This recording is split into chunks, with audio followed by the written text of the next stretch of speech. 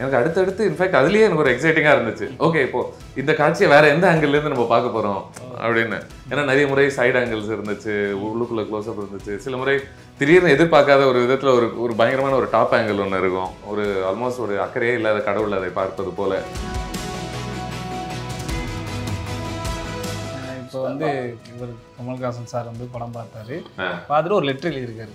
அதில் ஒரு இடத்துல ஒரு வரி எழுதுறாரு, படம் அறிமுகமானவனே நம்மளுக்கு தெரிஞ்ச சூரியன் எனக்கு தெரிஞ்ச ஒருத்தவர் 3 நிமிடம் கழித்து எனக்கு பாண்டியா தெரிந்தார் அப்படின்னு எழுதிக்கிறார்.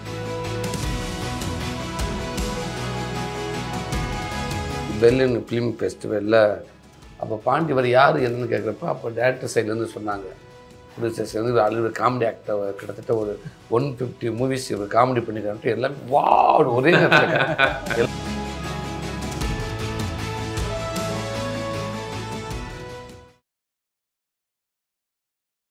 வணக்கம் வினோத்ராஜ், வணக்கம் சூரி. வணக்கம். உங்களை சந்திக்கிறதுல ரொம்ப ரொம்ப சந்தோஷம் எனக்கு. ஏன்னா இந்த வருஷத்தில் எனக்கு ரொம்ப சந்தோஷம் கொடுத்த ஒரு படத்தை நீங்கள் 2 பேரும் சேர்ந்து எடுத்திருக்கீங்க. அண்ட் ஓரளவு கொஞ்சம் ஒரு வறட்சியான ஒரு வருஷமாகவே இருந்திருக்கு இந்த வருஷத்தில். ஸோ ஓவரால் அப்படி திரும்பி பார்க்கும்போது எனக்கு சில படங்கள் டக்குன்னு வருது. பட் இந்த படம் பார்த்த பிறகு எனக்கு எந்த விதமான சந்தேகமும் இன்றி இதுதான் என்னுடைய மோஸ்ட் ஃபேவரட் ஃபில்மாகவே நான் பார்க்குறேன் இது வரைக்கும், கொட்டுக்கலை. அதனாலேயே நேற்றுக்கு பார்த்தேன். பார்த்த உடனேவே ரொம்ப நேரம் யோசிச்சுக்கிட்டு இருந்தேன் அந்த படத்தை பொறுத்து. படம் பார்க்கும்போதும் ரொம்ப அதை பற்றி யோசிச்சுட்டு இருந்தேன், அதன் பிறகும் யோசிச்சுட்டு இருந்தேன். பார்க்காதவங்க கிட்டெல்லாம் போய் பேசிக்கிட்டு இருந்தேன் அதை பொறுத்து. நல்லா ஸ்பாயிலர்லாம் வச்சு சொல்லிட்டு இருந்தேன். பட் அதனுடைய தாக்கம் அப்பேற்பட்டதாக இருந்துச்சு அப்படிங்கிறது தான். இந்த படத்தில் பல விஷயங்கள். ஒன்று, ஆனவன் அவங்களுடைய ஒரு முகம் வந்து ரொம்ப மறக்க முடியாத ஒரு முகமாகவே இருந்துச்சு. ரொம்ப ஹாண்ட் பண்ணக்கூடிய ஒரு முகமாக எனக்கு தெரிஞ்சுது. அண்ட் ஓவரால் இந்த பல பெண்களுடைய ஓவரால் ஒரு சம்மரி மாதிரி இருந்துச்சுன்னு வச்சுக்கோங்களேன் அந்த முகம். ஸோ வினோத், மேபி நீங்கள் அங்கே ஆரம்பிக்கலாம் அப்படின்னு தோணுது. ஏன்னா இந்த படத்தில் ஒரு முக்கியமான ஒரு மையப்புள்ளியே அவங்க தான் இல்லையா? இல்லை, எனக்கு அவங்கள சூஸ் பண்ணது வந்து எனக்கு இதுக்கு அவங்க சரியாக இருப்பாங்க அப்படின்ட்டு தான் நம்ம வந்து அவங்களோட முந்தைய படங்கள்லாம் வச்சு நம்ம வந்து சூஸ் பண்ணோம். இந்த கேரக்டர், இந்த கதாபாத்திரத்தை போய் அவங்கள்ட்ட சொல்லும்போது அதில் இருக்கிற ஒரு டெப்த்தான ஒரு இமேஜ் இருக்கும்ல, அந்த லேயர் இருக்கும்ல, அதையும் போய் அவங்க கண்டுபிடிச்சிட்டு வந்து உட்காந்துருந்தாங்க. இப்போ நாங்கள் நானுமே அப்போ வந்து முன்னாடிலாம் சொல்லிகிட்டே இருந்தோம், இப்போ இதை போய் ஒரு படத்தில் எங்கேயுமே ஒரு டைலாக் கிடையாது, நீங்கள் உட்காந்துட்டு வரணும், ஒரே இடத்துல ஒரு டைலாக் வரும் அப்படின்னு யாரையா நான் நடிக்க கூப்பிட்டுருந்தா எனக்கு தெரியல. நான் வந்து எனக்கு யார் வருவாங்க அந்த இதுக்கு, இந்த கதாபாத்திரத்தை ஏற்று நடிக்கிறதுக்கு அப்படின்ட்டு. எனக்கு அவங்க வந்து அவங்க என்ன நினைக்கிறாங்களோ அதை ரியாக்ஷன் வழியாக, ஒரு பார்வை வழியாக அவங்க அப்படியே கம்யூனிகேட் பண்ணது வந்து எனக்கு ரொம்ப சந்தோஷமாக இருந்துச்சு. அவங்க இந்த கதாபாத்திரத்தை மையப்படுத்தி இந்த கதாபாத்திரம்லாம் நிகழுது. அதான் இந்த படத்தோட ஐடியா வந்து, கூழாங்கல் வந்து ஒரு பெண்ணை நம்ம காட்டவே மாட்டோம், ஆனால் அந்த பொண்ணை பற்றின தேடின பயணமாக தான் படம் நெடுக இருக்கும். இல்லை அந்த ஒரு பொண்ணு பேசவே மாட்டா, அவளை பற்றி தான் எல்லாரும் பேசிகிட்டு இருப்பாங்க அப்படின்றது தான் என்னோட தாட்டாக இருந்துச்சு ஃபஸ்ட்டு அந்த கதாபாத்திரத்துக்கு. அண்ட் சூரி, நீங்கள் பண்ணுற ஒரு கேரக்டர் ரொம்ப பெருசாக பேசுகிற ஒரு ஆள் கிடையாது. இன்ஃபேக்ட் பேசும்போது கூட குரல் பெருசாக வராத ஒரு. ஆமாம், இல்லை அது பேசிட்டேன். அந்த படம் ஆரம்பிக்கிற ஸ்டேஜில் அதுக்கு முன்னாடியே உடஞ்சி வெடிச்சிட்டேன். அந்த படம் ஆரம்பிக்கிறதுக்கு முன்னாடியே ஒரு பெரிய, ஆமாம், அதனால தான் நான் கழுத்தில் சொன்னாமல்லாம் நடக்குது, பெரிய கலவரமே ஏற்பட்டு அவங்கள எல்லாருக்குள்ளேயும் ஒன்று நடந்து, அதில் மென்டலாக ஃபிசிக்கலாக வீக்கான ஒரு மிகப்பெரிய லெவலில் டிஸ்டர்பாக இருக்கிற மைண்ட் செட்டாக தான் இந்த கதாபாத்திரங்கள் எல்லாமே அறிமுகமாகுது, இன்க்ளூடிங் பாண்டி பர்டிகுலராக. அப்போ வந்து இந்த படமே ஒரு ஆஃப் வேல தான் ஓப்பன் ஆகுது. இந்த படம் வந்து இந்த படத்தை நான் ஸ்டார்ட் பண்ணுறது எப்படி நான் சொல்கிறேன்னா, இந்த படத்தை எடுத்தோடனே ஒரு அம்மாவை ஃபாலோ பண்ணி ஒரு ஷார்ட் போகும்ல, அப்போ வந்து ஆடியன்ஸ்லாம் பார்வையாளர்லாம் வாங்க நம்ம அப்படி ஒரு பயணம் போகலாம் அப்படின்னு அவங்க அந்த அம்மாவோடையே பயணிச்சுட்டு போயிட்டு இப்படியே நெடுக்க ஆட்டோவில் போய் பயணித்து எல்லாம் பண்ணி இறுதி காட்சியில் அந்த ஆடியன்ஸை அங்கேயே ஒரு இடத்துல நிறுத்தி, இந்த படத்தோட இறுதி முடிவு உங்களுடையது, நீங்கள் என்ன பண்ணுவீங்க அப்படின்னு நம்ம நிப்பாட்டு வந்தோம் அவங்களுக்கு ஃபுல்லாக. அப்படி தான் இந்த ஷார்ட் விஷன்ஸ், இந்த கேரக்டராக இருக்குது, எல்லாமே இருக்குது. அதாவது பர்டிகுலர் அண்ணன் வந்து அந்த கதாபாத்திரத்தை போய் அண்ணன்ட்ட சொன்ன பிறகு நம்ம போய் சூஸ் பண்ணுறது ஆட்கள் இருக்குல்ல, நான் வந்து ரொம்ப தைரியமாக அண்ணன்ட்ட போய், அண்ணனுக்கு இந்த லைஃப் தெரியும், அண்ணன் நம்ம ஊரில் இருந்த அந்த ரூட்டடான விஷயங்கள்லாம் தெரியும், அவர்கிட்ட போய் சொல்லலான்றதுக்கு மெயின் எனக்கு தோணுது கூழாங்கல்ல இவர் புரிஞ்சுக்கிட்டு பேசின விதம் எனக்கு ரொம்ப பயங்கரமாக இருந்துச்சு. கூழாங்கல்ல ரொம்ப சிலர் வந்து அதை பாராட்டும் போது அண்ணன் வந்து பேசி பாராட்டினது, எனக்கு சந்தோஷப்படுத்தினது, வெறுமனே நல்லா இருக்குன்னு சொல்லி கடந்து போகாமல் அதுக்குள்ள இருக்க டெப்த்தை வந்து பேசுனது, லேயர்ஸ் எல்லாம் இன்னும் தனித்தனியாக பேசுனது. அப்போ இவர்கிட்ட போய் இந்த கதாபாத்திரத்தை சொன்னோம்னா கண்டிப்பாக அது அவருக்கு வந்து இதை ஏற்று பண்ணுவாருன்னு நினச்சி போய் சொன்னேன். சொன்ன உடனே எந்த தயக்கமும் இல்லாமல் எதுவும் இல்லாமல் இப்படி ஒரு கதாபாத்திரம் சூப்பர் தம்பி நான் பாண்டி பண்ணேன் அப்படின்னாரு. அதை டெஃபினட்டாக சூப்பராக பண்ணியிருக்கேன். நீங்கள் உங்களை டக்குன்னு ஒரு பாதிப்புக்குள்ள ஆக்கின விஷயம் என்ன இந்த கதையை பொறுத்த வரைக்கும்? அது உங்கள் கதை.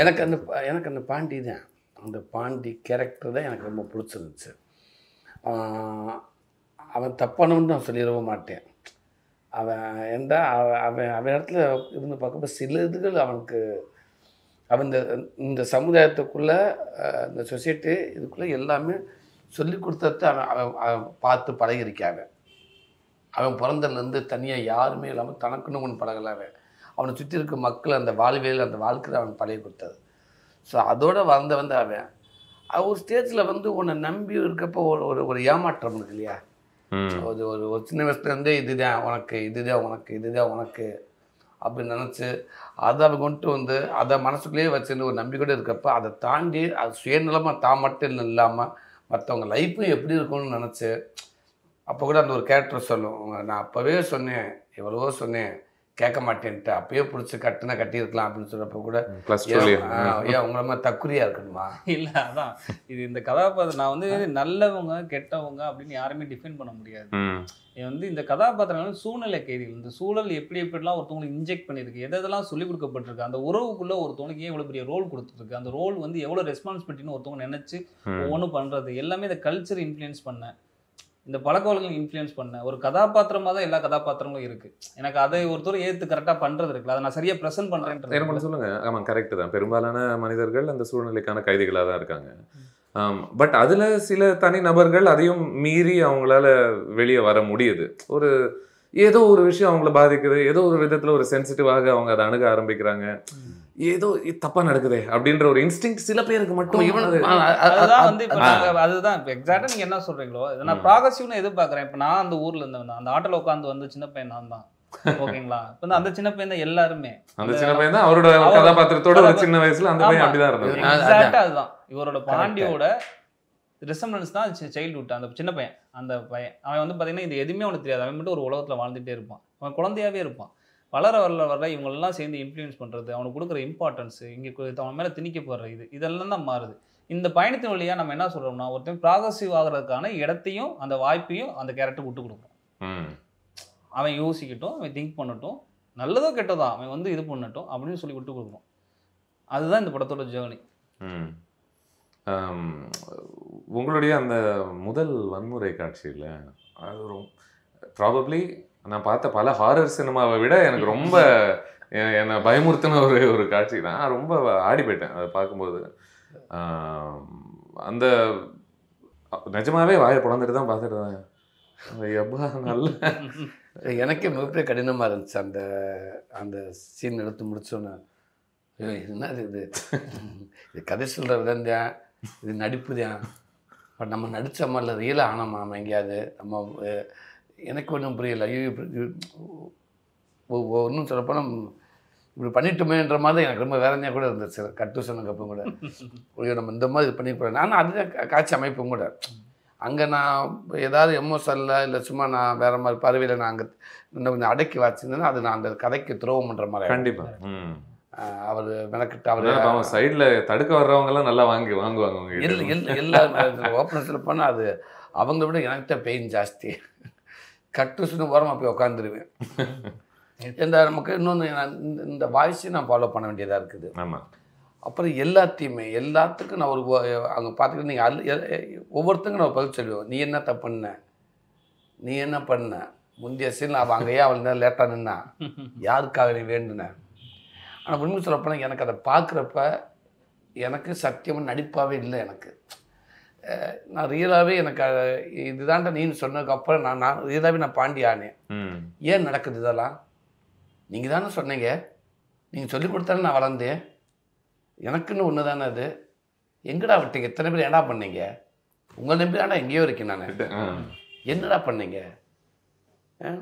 ஏண்டா ஒரு பிள்ளை நடக்கிறத வச்சு தெரிய வேணாமாடா என்ன நடக்குதுங்கிற ஒரு விஷயம்? உன் காலேஜை பார்த்தானே அவளுக்கா ஒரு முறை கேட்டு பார்க்குறப்ப எனக்கு அவர் அந்த கதையை நான் புரிஞ்சுக்கிட்டு நான் பண்ணுறப்போ உண்மைக்கே எனக்கு கேமரா ஆன் கேமரா ஆஃபே தெரியலை. புரியுது. எனக்கு ஒன்று சொல்லுங்கள். இப்போது கொஞ்ச நேரத்துக்கு முன்னாடி நீங்கள் பேசும்பொழுது கூட பாண்டியை பொறுத்து அவனை ஒரு கெட்டவனாக எனக்கு பார்க்க வரல, அவன் எதனால அப்படி இருக்கான்றதை என்னால் புரிஞ்சுக்க முடியாதுன்னு சொன்னீங்க. அதனால் உங்களை ஒரு நடிகராக நான் கேட்கணும்னு நினச்சேன். நீங்கள் நடிக்கக்கூடிய அந்த கதாபாத்திரங்கள் அந்த கதாபாத்திரங்களுடைய நியாயத்தை புரிஞ்சுப்பது மிக மிக முக்கியமா உங்களுக்கு? கண்டிப்பாக. ரெண்டாவது, ஒருவேளை புரிஞ்சுக்க முடியலன்னு வச்சுக்கோங்க, ஒருவேளை நீங்கள் வெறுக்கக்கூடிய கதாபாத்திரங்களாகவே அவங்க இருந்தாங்கன்னா, நீங்கள் ப்ளே பண்ணுற ஒரு கதாபாத்திரம் நீங்கள் வெறுக்கிறீங்கன்னு வச்சுக்கோங்க, ஒரு கேவலமான ஆள், இப்போ அந்த ஆளாக நான் இருக்கணும் இந்த படத்துக்காக அப்படின்ற ஒரு பார்வையில் ஒரு தனிப்பட்ட முறையில் நீங்கள் அவன் மேலே கோவம் இருக்குன்னா, அது உங்கள் நடிப்பை கட்டுப்படுத்துமா அந்த ஒரு எமோஷன்? இல்லை அவனை முழுமையாக புரிஞ்சுக்க அவன் பார்வையிலேருந்து நல்லவன் அப்படிங்கிறத நீங்கள் உணர வேண்டியது ரொம்ப முக்கியமாக இருக்கா அவங்களுடைய? இல்லை, நான் அந்த பாத்திரத்துக்கு உண்மையாக இருந்துட்டு போயிருந்தேன். அதை நான் முழுக்க அது மற்றவங்க பார்வையிலையும் ஒரு ஒரு ஒரு ஒரு ஒரு வெறுக்கிற மாதிரி தான் அந்த கேரக்டர் இருக்குது அப்படின்னா எனக்கு அது தெரியுது. நம்ம தப்பாக தான் இருக்கோம், நம்ம தப்பானதை தான் பதிவு பண்ணுறேன் அப்படின்றோம்னா அதை நான் முழுமையாக பண்ணுறான்னு சரி. ஆமாம், அது அந்த படத்தினுடைய பயனுக்காக நீங்கள் செய்யக்கூடிய வேலை. ஆமாம், அதை அங்கே நான் குறை வைக்கவே முடியாது. நான் பாண்டியை மட்டும் ஏன் சொல்லிட்டேன்னா, அது அந்த ரோல், அந்த நம்ம பேசுகிறது அப்படி ஒரு ரோலாக இருக்கும். ஆமாம், அந்த இடத்துல ஒரு உண்மைக்கு ஒரு வெறுக்கிறவனுக்கான ரோலாக நான் நடிக்கிறேன்னா, அப்போ நான் எங்கேயாவது ஒரு இடத்துல நான் சரியானவனாக இருக்காண்டு இல்லை, அது சாத்தியப்படலை. இவன் டோட்டலாகவே தப்பானவன் தானே, தப்பானவனாக தான் நான் தெரிவேன். நான் அது எனக்கு கொடுத்த கதாபாத்திரம், அந்த கேரக்டர் கதாபாத்திரம். அது பாண்டியை ஏன் சொல்லுன்னா, பாண்டி உண்மைக்கு அவன் ஒருவேளை சில பேர் நீங்கள் சொன்ன மாதிரி உடனே தெரிஞ்சிடலாம், உடனே அந்த சென்ஸ் வந்துடலாம், உடனே நம்ம எங்கேயோ இது பண்ணுறோம். 4 பேர் சொல்லி கொடுத்தாலும் மற்றவங்க புரிஞ்சுக்கிற ஒன்று இருக்கிற சூழலை புரிஞ்சுக்கிறதுல அது எத்தனை பேருக்கு இருக்குன்னு தெரியல. உண்மை. அப்போ அவன் டக்குன்னு புரிஞ்சு வெளில வந்துடலாம். அதுலேருந்து ஒருத்தர் வெளில ஒரு டைம் எடுக்கலாம், ஒருத்தர் அடுத்தவங்க மூலமாக வெளியில் வருவேன், இல்லை தானாக வெளில வருவேன். அப்படி இவனுடைய இதில் பார்த்தீங்கன்னா, உண்மைக்கு இவனுடைய ட்ராவலிங்கில் இதில் அது அவன் பார்வையில் யோசிச்சு பார்த்தா அவனுக்கு தப்பாக தெரியல. ஆமாம், தப்பு பண்ணுறேன், தான் தப்பு பண்ணுறேன்னு தெரிஞ்சு பண்ணுறான். ஆமாம், இருந்தாலும் அவனுக்கு உள்ளது அவனுக்கு நியாயமான படுது. அவனுக்கு எல்லாரும் ஒரு நம்பிக்கையில் அவன் இருந்தாவன். அது ஒரு ஸ்டேஜுக்கு போகிறப்ப அவனுக்கு தெரியுது, இல்லை இது இது இது வேற எங்கேயோ போகுது, இது இது தப்பாக இருக்குது. அப்படியே அவன் அங்கேருந்து வெளில வர பார்க்குறேன். ஸோ வெளில வந்தான் இல்லையான்றது ஆடியன்ஸோட முடிவு. அது கொஞ்ச நேரத்துக்கு முன்னாடி பேசும்பொழுது நீங்கள் அந்த படம் பூரா நீங்கள் ஏன் அப்படி பேசுகிறீங்கன்றதை நம்மளால் புரிஞ்சிக்க முடியாது. அதுக்கு முன்னாடியே ஏதோ இவன் கத்தி தீர்த்து முடிச்சுட்டு இருக்கான், அதனால தான் தொண்டை காலி அப்படிங்கிற மாதிரி ஒரு ஃபீலிங். அண்ட் இந்த சில மணி நேரங்கள் தான் இந்த படம் இல்லையா? ஸ்பெசிஃபிக்காக சில சம்பவங்கள் நடந்திருக்கு, சில பேர் சண்டை போட்டிருக்காங்க, இது நடந்திருக்கு, ஏதோ நடந்திருக்கு. இந்த சில மணி நேரங்களுக்கு உங்களுக்கு இந்த வாழ்க்கையை, இந்த மக்களை நான் காமிக்கிறேன் அப்படின்னு. இந்த சில மணி நேரங்களை தேர்ந்தெடுத்ததுக்கான காரணமாக நீங்கள் என்ன பார்க்குறீங்க? ஏன் உங்களுக்கு இந்த ஒரு நாள் ரொம்ப முக்கியமாக பட்டுச்சு இந்த மக்களுடைய ஒரு வாழ்க்கையில்? ரொம்ப எனக்கு இந்த கதையை எங்கேருந்து வேணால் சொல்லியிருந்துருக்கலாம். உண்மை. இதுக்கு பின்னாடி ஒரு நிகழ்ந்துருக்குன்னு ஒரு வாழ்க்கை இருந்திருக்கலாம், அந்த வாழ்க்கையிலேருந்து சொல்லியிருந்துருக்கலாம். இல்லை இந்த படம் முடிஞ்சதுக்கப்புறம் கூட இன்னொரு நம்ம ஆடியன்ஸ்ட்டு ஒரு ஓப்பன் எண்டாக இந்த கிளைமேக்ஸை நீங்கள் யோசிங்க, நீங்கள் கொஞ்சம் சொல்லுங்களேன், வாங்க நீங்களே பார்ட்டிசிபேட் பண்ணுங்களேன் அப்படின்னு நம்ம கூப்பிட்றோம்ல, அதுக்கப்புறம் ஒன்று இருக்குல்ல, அதை கூட சொல்லியிருந்துருக்கலாம். எனக்கு இங்கே சொல்கிறது வழியாக என்ன ஆகுதுன்னா, எனக்கு இது ஒரு ஒரு ஒரு ஒரு ஒரு எந்த ஏரியாக்குள்ளேயும் போய் இது அடங்கிடக்கூடாது. இந்த பயணத்தின் வழியாக நான் ஏகப்பட்ட விஷயங்களை நான் டிஸ்கஸ் பண்ணலான்னு தோணுது. ஏகப்பட்ட விஷயங்களை டிஸ்கஸ் பண்ணலான்னு தோணுது. ரொம்ப ஆணித்தரமாக திரும்ப சொல்கிறேன். எனக்கு ஒரு தனிப்பட்ட மனிதன்கிட்ட போய் நீ ஏன் இப்படி பண்ணுறேன்னு கேட்க வேணான்னு தோணுது. எனக்கு இந்த பயணத்தின் வழியாக இந்த மனிதர்கள்லாம் எதாலலாம் நான் திரும்ப ஒரு பாயிண்ட் தான், எனக்கு எதாலலாம் பின்னி பிணைஞ்சு இருக்காங்கன்ற அந்த சிஸ்டத்தை, அந்த ரூலை, அதை கொஸ்டின் ரைஸ் பண்ணிகிட்டே வரணும். அப்போ இதில் என்ன பிரச்சனை, இந்த பயணத்தின் வழியாக தான் அவங்க இங்கே இருக்கிற விஷயங்களை பற்றி, லேண்டை பற்றி பேசுவாங்க, நான் இதை பற்றி அவங்க ஏதோ நம்பிட்டு இருக்க ஒரு வாழ்க்கையை பற்றி பேசுவாங்க, வேற ஒருத்தன் உருப்பட்டதை பற்றி பேசுவாங்க. எனக்கு இது நான் இங்கேன்றதுக்காக சொல்லலாம். இப்போ அந்த ஒரு எம்ஐட்டில் பேசிட்டு வரவங்க டைலாக்லாம் மிகப்பெரிய ஒரு மாதிரி கணக்கு புலன்படாத ஒரு வாழ்க்கையை எப்படியாவது கிடைச்சிடாதா அப்படின்ற டைலாக்காகவே இருக்கும். என்னடா அவன் மாமி சப்பட்டில் போய் பெரிய பொசிஷனில் போய் உட்காண்டால போலீஸா அப்படின்னு சொன்னால் அவன் அதுக்கு அந்த லைஃப்லேருந்தே ஒரு டைலாக் எடுத்துக்கிட்டான், விட்றா அவங்க அப்பன் ஹவுஸில் ஒருத்தர் நேரம் அப்படின்வான். இப்படி இதெல்லாமே லைஃப்லேருந்து இருக்குல்ல, ஃபுல் டிஸ்கஷனு. எனக்கு இந்த டிஸ்கஷன்லாம் நான் ஒரு இடத்துல உட்கார வச்சு பேசுங்கன்னு சொன்னால் பேச வச்சுருந்தா எனக்கு இந்த மனிதர்களை புரிஞ்சுக்கிறதுக்கோ, அந்த மனிதர்களை பற்றி உரையாடுறதுக்கோ, அவங்ககிட்ட இருக்க குறைகளை பற்றி டிஸ்கஸ் பண்ணுறதுக்கோனான்னு எனக்கு ஒரு இடம் இருந்திருக்காது. புரியுது. இந்த பயணத்தின் வழியா அவன் என்னென்னலாம் இதாக இருக்கான்றதை அவனோட சேர்ந்து நம்ம பார்த்து அவங்க கூட சேர்ந்து பயணிக்கலாம். இது இந்த படம் எனக்கு அப்படி தான் தெரியுது. ஒரு மிரர், ஒரு கண்ணாடியாக இருக்கும். மிகப்பெரிய கேள்வியாக இருக்கும். கொஞ்சம் யோசிச்சு பார்த்தா பெரிய ஆன்சரும் நம்மளுக்கே கிடச்சிரும். நான் இதை தான் இந்த படத்தோட பிளேஸில் நான் வச்சு எனக்கு பண்ணணும்னு ஆசை. சரி, நீங்கள் ஒரு சராசரியாக ஒரு தமிழ் படம் கிராமரில் அடங்கக்கூடிய பெரும்பாலான படங்களில் நீங்கள் வேலை செஞ்சுருக்கீங்க. ஸோ அந்த வரிசையில் கண்டிப்பாக இது மாறுபட்ட ஒரு மூவி தான் in terms of film language, craft எப்படி அணுகுது அப்படின்னு. உங்களுக்கு உங்களுக்கு எது ரொம்ப புதுமையான ஒரு அனுபவமாக இருந்துச்சு இந்த எக்ஸ்பீரியன்ஸ் பொறுத்த வரைக்கும்? நீங்கள் அட்ஜஸ்ட் பண்ணிக்க வேண்டிய விஷயங்கள் என்னவா? இல்லை, எனக்கு நிறைய ஆக்டிங்லேயே நான் ரொம்ப சட்டில்டாக ஒரு கேரக்டர் நான் பார்த்த நிறையா விஷயம் கேள்விப்பட்டிருக்கேன், பார்த்துருக்கேன். இந்த கதைக்குள்ளே இந்த பாண்டி கேரக்டர் நான் நல்லா புரிஞ்சுக்கிற முடிஞ்சிச்சு. ஸோ அதை நான் நடிக்கிறப்ப எனக்கு ரொம்ப ஒரு ஆக்டிங்காகவுமே எனக்கு ரொம்ப ஒரு ஹெல்ப்பாக இருந்துச்சு. இந்த மாதிரி ஒன்று பண்ணணுன்னு நான் ஆசைப்பட்டேன். எங்கேயுமே எனக்கு இந்த சூரி இப்போ தான் நான் கொஞ்சம் காமெடியாக நடந்து நான் ஒரு ஹீரோவாக நான் மாறி இருக்கேன், ஒரு கதை நாயகனாக வந்திருக்கேன் அப்படின்னப்போ அதுக்கு மாறுறதுக்கான ஒரு நல்ல வாய்ப்பாக இருந்துச்சு. இது முழுமையாக கொஞ்சம் கொஞ்சம் இருந்துக்கிட்டே இருக்கும். நீங்கள் விடுதலையில் எங்கேயாவது ஒரு இடத்துல பண்ணியிருப்பேன், ஒரு சின்ன ஒரு ஓவர்லாப்பில் ஒரு சின்ன ஒரு நகைச்சுவையை பண்ணியிருப்பேன். கர்டனில் கொஞ்சம் தெரிஞ்சிருப்பேன், அங்கங்கே அது தேவைப்படுற இடத்துல தெரிஞ்சிருப்பேன். அப்போ நிறையா மாறிக்கிட்டேன். இங்கே எனக்கு ஒரு முழுமையான ஒரு மாற்றமாக தெரிஞ்சிச்சு. இன்னொரு விஷயம், விடுதலை பண்ணிட்டுக்கப்புறம் இந்த படம் கமிட் ஆனது, கர்டனில் அப்போ கமிட் ஆகவே இல்லை. ஓகே, அதனால தான் நான் விடுதலை எனக்கு ஒரு நல்ல டோட்டலாக ஒரு காமெடி நடிகன் ஒரு மாதக்கான ஸ்கிரிப்ட் விடுதலை. மெயின் டைரக்டர் வேல்யூ, அந்த டைரக்டர்கிட்ட நம்ம கைகட்டி போய் நின்றுடலாம், வெற்றிமாறன் அவர் மாற்றிடுவார். அப்படி இருக்கிறப்ப அதுக்கப்புறம் இந்த ஸ்கிரிப்டை நான் பார்த்து உண்மைக்கு நான் அப்படி தான் எடுத்துக்கிட்டேன். ஃபஸ்ட்டு இந்த கதைக்களத்துக்கு நம்ம பண்ணணும். ஃபஸ்ட்டு இது யாரும் புதுசாக யாருன்னா பண்ணிட்டு போயிடுவாங்க கண்டிப்பாக, இல்லை பெரிய ஆள் யார் பண்ணுவாங்கன்னு தெரியாது வர்றதுக்கு. இது நம்ம நாள் பண்ணணும்னு ஃபஸ்ட் நான் ஆசைப்பட்டேன். எனக்கு ஒன்று அப்புறம் எனக்கு இது நல்லா இருந்துச்சு, இதை நம்ம பண்ணணும் அப்படின்னு. அப்போ விடுதலை வர்றப்போ இது வரப்போ நம்ம முழுமையாக நமக்கு மாறுறதுக்கான ஒரு ஆல்மோஸ்ட் நான் ஒரு கிளாஸ் மாதிரி தான் எடுத்துக்கிறேன். இதை நான் ஒரு பயிற்சியாக எடுத்துக்கிறேன். இப்போ நான் இது எனக்கு ஒரு பயிற்சி தான். நம்ம கொஞ்சம் கொஞ்சம் மாறி ஒரு நடிகனாக மாறி வரணும், நடிகை நம்ம ரெடி ஆகணும் அப்படின்றக்கான எனக்கு பயிற்சியாக தான் நான் எடுத்துக்கிறேன். இது இப்போ இவர் கமல்ஹாசன் சார் படம் பார்த்தாரு, பார்த்துட்டு ஒரு லெட்டர் எழுதியிருக்காரு. அதில் ஒரு இடத்துல ஒரு வரி எழுதுறாரு, படம் அறிமுகமானவனே நம்மளுக்கு தெரிஞ்ச சூரியன் எனக்கு தெரிஞ்ச ஒருத்தவர் 3 நிமிடம் கழித்து எனக்கு பாண்டியா தெரிந்தார் அப்படின்னு எழுதியிருக்காரு.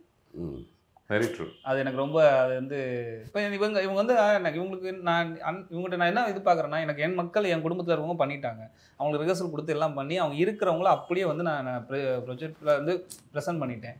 இவங்க இது வரைக்கும் இத்தனை வருஷம் ஆச்சுல்ல, ஆமாம், இது எல்லாத்தையும் அன்லேர்ன் பண்ணணும். அன்லேர்ன் பண்ணிட்டு அங்கே நிற்கணும். அதை அன்லேர்ன் பண்ண வேண்டியது ஒரு பார்வையாளர் வேலையும் கூட.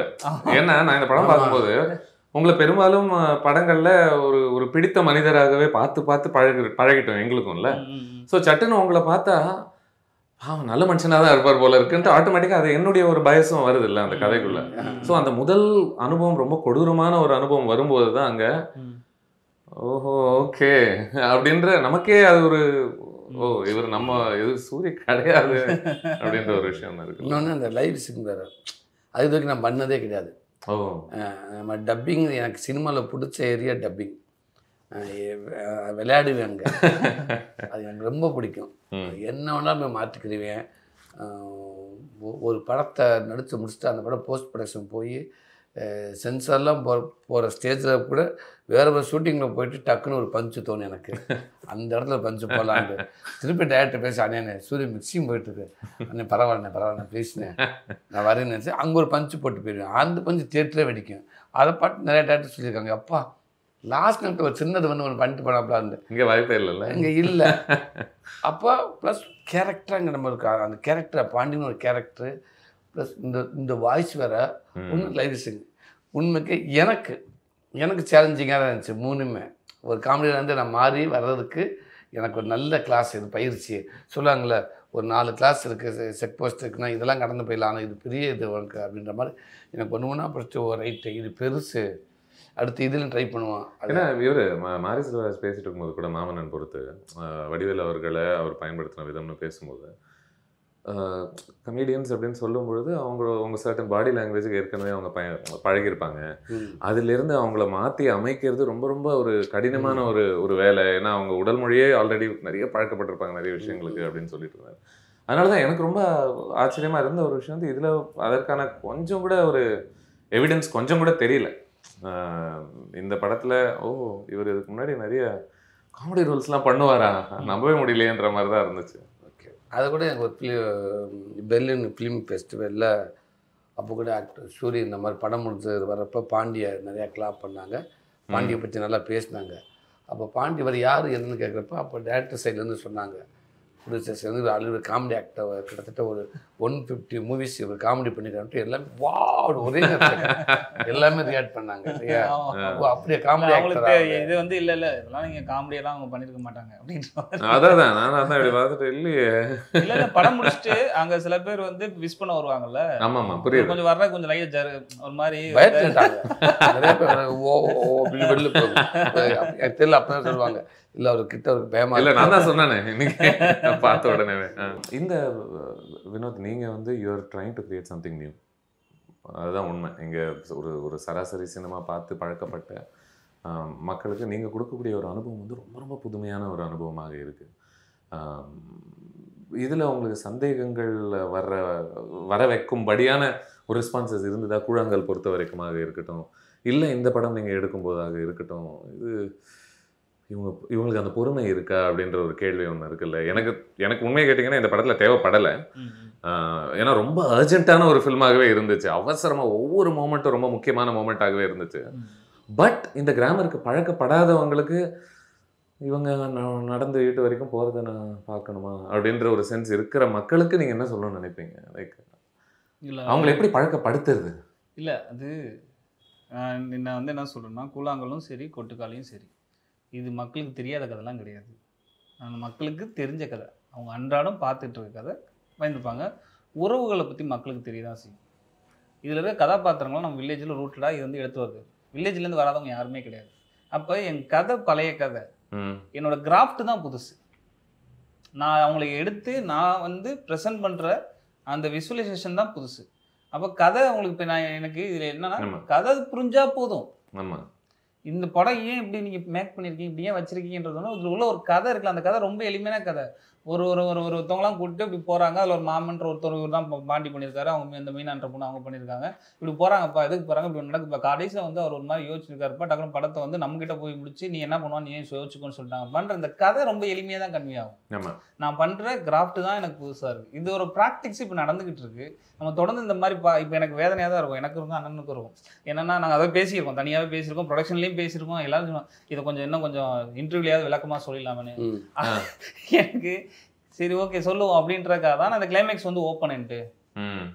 அதை உண்மைக்கே நாங்கள் ஒரு இது பண்ணி தான் சொல்கிறோம். இது வந்து மக்கள் வந்து ஓப்பனன்ட்டு. நீங்கள் பார்வையாளர், நீங்கள் வந்து இந்த படத்தோட இறுதி முடிவில் நீங்கள் போவீங்களா மாட்டீங்களா? பாண்டியா இருந்தால் நீங்கள் என்ன யோசிப்பீங்க, பாண்டியாக இருந்தால் நீங்கள் என்ன யோசிப்பீங்க அப்படின்றது தான். அதை நாங்கள் சொல்லி புஷ் பண்ணுற காரணமே வந்து எங்கே இதாயிருமோன்னு இங்கே நிறைய டிஸ்கஷன், நிறைய இது அங்கே எல்லா சைட்லேருந்து வர்றனால சரி இதையும் சொல்லிவிடுவோம் வா அப்படின்ற இடத்துக்கு தள்ளப்படுறோம். அதாவது சராசரி படங்கள் எல்லாமே நீங்கள் எந்தெந்த மோமெண்ட்டில் என்னென்ன உணர்ச்சிகள் உங்களுக்குள்ளே வரணுன்றது அது சொல்லிடும். இசை வடிவமாக சொல்லும், எழுத்து வடிவமாக, பெர்ஃபார்மன்ஸ் வடிவமாக. இங்கே நீ கோவப்படணும், இங்கே நீ சிரிக்கணும், இங்கே நீ ஆடணும், இங்கே ஆசையோட ஒருத்தங்களை பார்க்கணும், எல்லாத்தையுமே அந்த படம் உங்களுக்கு எடுத்து சொல்லிடும்ல. எனக்கு ரொம்ப பிடிச்ச ஒரு விஷயம் கொட்டுக்காலியில் என்னென்னா, அது என்னை அது ஃப்ரீயாக விட்டுருச்சு. என்ன நிறைய இடத்துல எனக்கு வந்து வெளியிலேருந்து நான் இந்த உலகத்தை பார்க்குறேன். பட் அந்த படம் நீ இதைத்தான் சிந்திக்கணும்னு எனக்கு எதுவுமே எடுத்து சொல்லலை. அது நடந்துகிட்டு இருக்கு. நீங்க அதை பார்த்துக்கிட்டே உனக்குள்ள என்னென்னலாம் தோணுதோ நீ யோசி.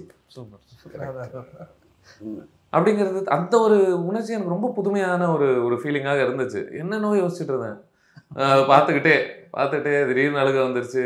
அண்ட் இந்த படத்துல இது கண்டிப்பா பேசணும்னு நினைச்சேன். ஏன்னா இதுல நகைச்சுவை நிறைய இருக்கு. வேணும்னா நீங்க அதை பார்த்து சிரிக்கலாம். அந்த மாடு வர ஒரு காட்சியாக இருக்கட்டும், அடிக்கடி ஆட்டோ நிக்கிறதாக இருக்கட்டும், இந்த மாதிரி அடிக்கிட்டே போகலாம். அந்த 2 பேர் இப்போ சரக்கு தேடி அலையிறதா இருக்கட்டும், இந்த மாதிரி இருக்குல்ல. ஆனா எனக்கு சிரிச்சா தப்பாயிரும்னு வேற தோணுது. அது ஒரு குற்ற உணர்ச்சி உள்ளுக்குள்ள ஆல்ரெடி வந்துருச்சு இந்த படம் பார்க்கும்போது. இங்க ஒரு மட்டமான ஒரு விஷயம் நடந்துகிட்டு இருக்கு. இதை பார்த்து தயவுசெய்து இங்கே சிரிக்கிறதுக்கு இருந்தா கூட தயவுசெய்து சிரிக்காத. இது வேற யாராவது சிரிச்சாங்க தேட்டரில் என்னத்துக்கு அங்கங்க, அவங்களோட உணர்ச்சி எல்லாம் புரிஞ்சுக்க முடிஞ்சது. பட் எனக்கு கொஞ்சம் கோபம் வந்துச்சு. இல்லை பொண்ணோட கஷ்டப்படுது, இப்போ இந்த ஜோக்கு தான் உங்களுக்கு ரொம்ப முக்கியமா அப்படிங்கிறது போல. லைஃப்ல இருந்து எடுக்கும்போது அது என்ன ஆகுதுன்னா, அதன் வழியாக தான் இந்த மனிதரோட இன்னும் ஒரு ஒரிஜினல் நம்ம வந்து காட்ட வேண்டியிருக்கு. இங்கே எது நடந்தாலும் இங்கே எல்லாமே இயல்பாக தன்னால் நடந்துட்டு இருக்குல்ல, அந்த இடத்துல எனக்கு அது வாண்டடாக கூட அது சிரிக்கிறா இருந்தால் கூட சிரிக்கலாம். ஆனால் இதை தாண்டி ஒன்று இருந்துகிட்டே இருக்குல்ல, இது ரியலில் நடக்குது. நம்ம வாண்டடாக காமெடி இந்த இடத்துல அதை சிரிக்கணும் அப்படின்றக்காக ரியலாக நடக்கிறது.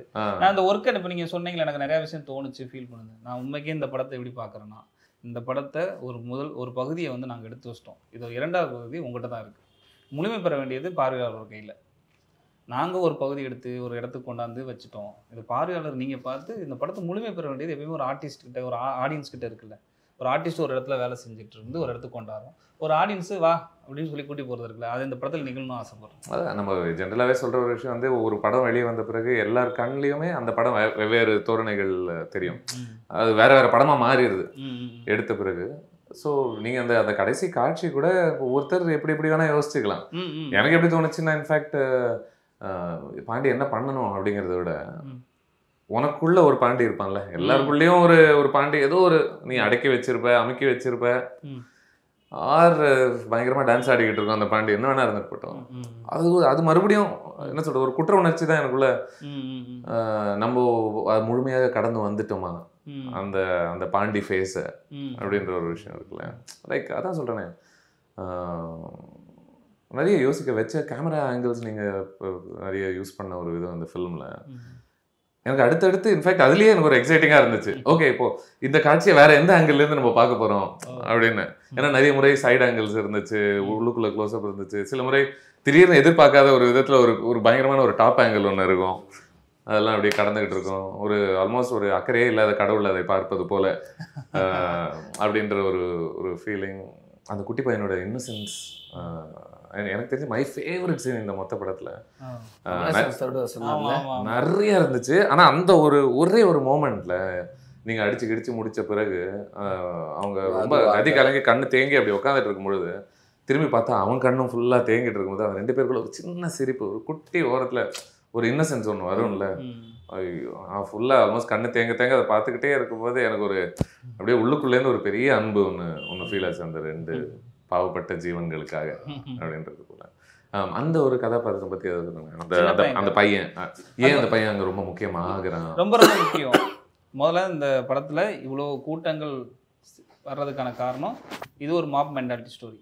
இது தனிப்பட்ட முறையில் பாண்டி நீ மட்டும் கூட்டி போயிட்டு வாப்போம் அப்படின்னு சொன்னா பாண்டி போயிருக்க மாட்டாங்க, அங்க இருக்க அக்கா தங்கச்சி யாரும் போயிருக்க மாட்டாங்க. இந்த செய்கிற ஒரு விஷயத்துக்கு நாங்கள் எல்லாருமே நான் மட்டும் பொறுப்பு இல்லை அப்படின்றதுக்காக தான் இவங்க எல்லாரையும் ஆள் சேர்த்து கூட்டி போகிறாங்க.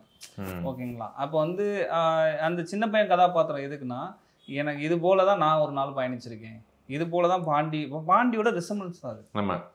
அவன் குழந்தையா இருக்கும்போது இப்படி தான் இருந்தான். அவன் வந்து செடி கொடியில் போய் பிடிச்சி விளாண்டுவான், கட்டை எடுத்து அடிச்சுட்டு வருவான். இப்போ கமலஹாசன் சார் அதான் சொன்னார், அவன் வேல்டு வேற ஒன்றா இருக்கே எனக்கு.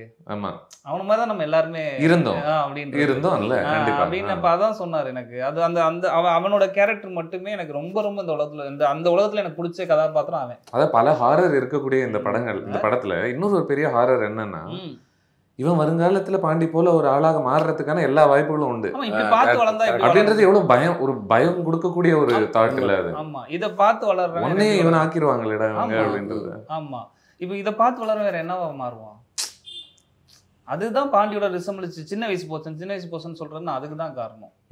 அப்புறம் அந்த பர்டிகுலர் அந்த சீன் வந்து அந்த குழந்தையோட உலகம் சிதைக்கப்படும் போது இப்படி ஏதோ ஒரு அன்பு தேவைப்படுது அவன் திரும்பி சமநிலைக்கு வர்றதுக்கு. ஆமா, கரெக்ட். ஏதோ ஒரு அன்பு தேவைப்படுது. இப்ப அந்த நான் எப்படி பாக்குறேன்னா, அந்த பையன் வந்து இந்த பயணத்தை பத்தின எதையுமே ஒரு புரிதல் இல்லாம பயணிச்சுட்டே வந்தானுங்களா, அவனுக்கு ஒரு மிகப்பெரிய கலவரம் ஏற்பட்டுச்சா, அதனால எவ்வளவு பயந்துருப்பான். நம்ம ஃபேமிலிக்குள்ளேயே பிறந்த குழந்தை முன்னாடி நம்ம யாரோ ஹஸ்பண்ட் போய் சண்டை போட்டுருக்கும்போது குழந்தை என்னன்னு தெரியாம அழுகும்ல. அதே போலதான் அந்த சின்ன பையனும், இது உனக்கு என்னன்னே தெரியாது. அப்போ திடீர்னு அழுத அவனோட சமநிலை, அவனோட உலகம் எல்லாமே பாதிக்கப்பட்ட சைக்காலஜிக்கலாக பாதிக்கப்படுற தருணத்தில் இப்போ அவன் வந்து இன்னைக்கு அவன் உலகத்தை சமநிலையை ஆக்கிட்டா. ஆனால் பாதிக்கப்பட்டது தான் கண்டிப்பாக. அவன் இப்படியே இந்த பாதிக்கப்பட்டு சைக்காலஜிக்கலாக வீக்காய் இவங்களோட தாட்ஸ் இவங்களோட இமேஜஸ்லாம் உள்ளே இறங்கினா கண்டிப்பாக ஒரு பாண்டி ஒரு இடத்துல ஒரு மரியாதைக்குரிய ஒரு ஆணாக இங்கே நான் இருக்கணும்னா இப்படித்தான் நடந்துக்கணுன்ற இடத்துக்கு வருவான். இதுதான் ஒரு அந்த கேரக்டரோட ரிசம்பிளன்ஸ். அதான் நான் சொல்றேன், யாருமே எனக்கு வந்து கெட்டவங்க நல்லவங்க அதெல்லாம் எனக்கு சொல்ல, இது என்னோட ஸ்டேட்மெண்ட்டும் கிடையாது. எனக்கு நீ என்னவா இங்க உன்னை பார்க்கப்பட்டு வளர்க்க போற, உனக்கு எதெல்லாம் சொல்லிக் கொடுக்கப்படுது அதுதான். பெரிய பெரிய சோகங்கள்லாம் நம்ம வாழ்க்கையில கூட நம்ம சந்திக்கும் போதுல அது முழுமையாக 24 மணி நேரமும் நம்ம சோகமாக இருக்கிறது கிடையாது. ஏதோ ஒரு விஷயம் திடீர்னு நம்மளை சிரிக்க கூட வைக்கலாம். ஏதோ ஒரு ஒரு விஷயம் திடீர்னு நம்மளை வேற ஏதாவது யோசிக்க வச்சிரும். நமக்கே எப்படி தோணும்னா, இப்போ நான் சோகமாக இருக்க வேண்டிய ஒரு நேரத்தில் நான் என்ன கொஞ்சம் ஜாலியாக இருக்கிற மாதிரி எனக்கு ஏதோ தோணுது, தப்பாச்சு அப்படின்ற மாதிரிலாம் நமக்கு தோணும். ஓரளவுக்கு திடீர்னு அந்த பாட்டு வரும்போது உலகமே குலுங்கி போன என் வாழ்க்கையே நாசமா போச்சுன்னு நினைக்கக்கூடிய அந்த பெண்ணுக்கு அது பாடாமல் இருக்க முடியல. அது ரொம்ப ரொம்ப அழகான ஒரு டீப்பான ஒரு, அதாவது ஒரு ஹியூமன் சாரோவை முழுமையாக புரிஞ்சு கொண்ட ஒருத்தர் எடுக்கக்கூடிய ஒரு, ஏன்னா சினிமாவில் யூஸ்வலி எப்படின்னா சோகமாக இருக்கிறவங்க சோகமாக தான் இருப்பாங்க, சந்தோஷமா இருக்கிறவங்க சந்தோஷமா இருப்பாங்க. பட் அந்த சோகமாக இருக்கிறவங்களுக்குள்ள ஒரு குட்டி ஒரு ஜாலித்தனம் அப்படி வந்துட்டு அப்படி வெளியே போகுதில்ல. எனக்கு அந்த சாய்ஸ் பற்றி I definitely thought I wanted to ask you. எனக்கு அதான் புறச்சூழல் அகச்சூழல் ரெண்டுமே தான் நம்ம சம்மந்தப்படுத்தி நம்ம தொடர்புடையதாக இருக்குன்றது. எனக்கு அது புறத்துலேருந்து ஒன்று வந்திருக்கும் அவளுக்கு. அவளுக்குள்ளே எவ்வளோ இன்டர்னலில் ஒரு டிஸ்டர்பன்ஸான ஒரு கான்ஃப்ளிக்ட் இருந்தாலும் அவள் வந்து இது எங்கேயோ ஒரு இடத்துல அவள் ஒரு நாடி சந்தோஷமாக இருந்து பாடின பாட்டாக இருக்கும்ல, அதை தான் அவள் திரும்பி முணுமுணுத்துட்டு வரான்றது தான் எனக்கு. அதுதான் எனக்கு அது உண்மை தானே. இப்போ நம்ம எவ்வளோ நெருக்கடிக்குள்ளே இருந்தாலும் நம்ம ஒரு ஏதோ ஒரு இடத்துல சின்ன ஒரு சந்தோஷத்தை அப்படியே லைட்டாக அப்படியே டச் பண்ணிட்டு போவோம்ல, அது மாதிரி தான் எனக்கு அது. ஆல்மோஸ்ட் நீங்கள் இந்த இயற்கை சார்ந்து காட்டக்கூடிய எல்லா ஷார்ட்ஸும் கூட இல்லை, அது சும்மா ஒரு ஒரு டெக்கரேஷன் மாதிரி எனக்கு தோணலை, எனக்கு தெரியலை. எனக்கு எப்படி தெரிஞ்சுன்னா, இங்கே ஒரு இவ்வளோ பெரிய பிரச்சனை நடக்குதுன்னு உங்ககிட்ட சொன்னேன் இந்த இன்டர்வியூ ஆரம்பிக்கிறதுக்கு முன்னாடி. உனக்கு இந்த இயற்கைக்கு கொஞ்சம் கூட அக்கறையே கிடையாதுல்ல. இங்கே என்ன நடந்தாலும் யாரை வெட்டி சாய்ச்சாலும் கொன்னாலும் உள்ளே பூட்டி வச்சாலும் இது பாட்டுக்கு இந்த செடி கொடி பாட்டுக்கு ஆடிக்கிட்டே இருக்குது, எவ்வளோ காற்றடிச்சாலும் கூட. அதுக்கிட்ட ஒரு ஷார்ட் வச்சுருப்பாப்பிலாங்க. அந்த அவ்வளோ ரணகாலத்துலேயும் டக்குன்னு இம்மிடியட்டாக அந்த ஷார்ட் கட் பண்ணி ஒரு லாங் ஷார்ட் வச்சுருப்பாரு. தண்ணி கீழே போயிட்டு இருப்பாங்க. அதுக்கு பதில் அமைதியாக இருக்குல்ல, அவங்க மட்டும் கட்டிக்கிட்டு இருப்பாங்க லாங்கில். இது இப்படி தாண்டா இருக்குது. இல்லை, அதுக்கு அது பாட்டுக்கு நகர்ந்துக்கிட்டு இருக்கு, போய்கிட்டு இருக்கு. ஆனால் இந்த ஒரு வாழ்க்கைக்குள்ளே இந்த மனுஷங்க படக்கூடிய ஒரு கஷ்டத்தை பாருங்க. எல்லாமே அது பாட்டுக்கு அது ஆழ்ந்துக்கிட்டு இருக்குது, அது இருக்குது. இதுக்குள்ளே வந்துட்டு திருப்பி போடுறது மட்டும் நம்ம மட்டும்தான். ஆனால் அவ்வளோ பாடுபடுத்துகிறோம். மேபி அந்த மரம் கூட ஒரு 200 வருஷம் பார்த்துருக்கலாம். எத்தனை பேரை பார்த்துருக்கோம்ல, எத்தனை பேர் ஒரு 150 வருஷத்துக்கு பார்த்துருக்கலாம். அந்த மரத்துக்கு தெரியும். நான் அவங்க அப்பாவையும் பார்த்துட்டு உங்கள் தாத்தாவையும் பார்த்துட்டேன். அவங்க எப்படி நடத்துனாங்கன்றதே நான் பார்த்துட்டேன். எதுக்குடா இவ்வளோ கலவரம்? ஏன் உங்களை சூரிய ஒரு ஆணாக நீங்கள் அந்த சூழல்லாம் இன்னும் பழக்கப்பட்டவங்க அப்படின்னும் போது இந்த மாதிரி கதையை நீங்கள் கேட்கும் பொழுது உங்களுடைய ஒரு ஜென்ரல் பார்வை எப்படி தப்பு மாற ஆரம்பிச்சது ஜென்ரலாக உங்களை பொறுத்த வரைக்கும்? ஏன்னா உங்களையும் இந்த மாதிரி ட்ரைனிங்கில் தான் நான் உட்பட நான் பார்த்துருக்கேன். நான் பார்த்துருக்கேன். பட் எனக்கு தெரியல. அது நம்ம ஓப்பனா அது அந்த ஒருத்தவங்க சின்ன வயசுலேயே தெரிஞ்சிருக்கலாம், ஒருத்தவங்க கொஞ்சம் அதுக்கு டைம் எடுத்துட்டாங்க. நம்ம ஃபஸ்ட்டு சொன்ன மாதிரி எனக்குலாம் அது அப்போ கிராமங்களில் இருக்கிறப்ப எனக்கு கொஞ்சம் தெரியலை. அப்புறம் அது கொஞ்சம் நாட்கள் ஆனாலும் கொஞ்சம் இன்னும் நல்லாவே வளர்ந்ததுக்கப்புறம் நமக்கு தெரியுது இதெல்லாம் ரொம்ப தவறுந்து. அதையும் தாண்டி எனக்கு சினிமாவுக்குள்ளே வந்ததுக்கப்புறம் தான் எனக்கு நிறைய விஷயங்கள் தெரிஞ்சிச்சு. உண்மையாக நான் அந்த சினிமாவுக்கு நான் பெரிய கையெழுத்து கும்பிடுவேன். ஒருவேளை இந்த சினிமாவுக்குள்ளே வரலன்னால் இப்படி ஒரு சொசைட்டியை முழுமையாக பார்க்குற பார்வையாக என்கிட்ட இருந்திருக்குமான்னு தெரியலை. ஒரு நல்ல விதமாக பார்க்குற பார்வை எனக்கு தெரியல.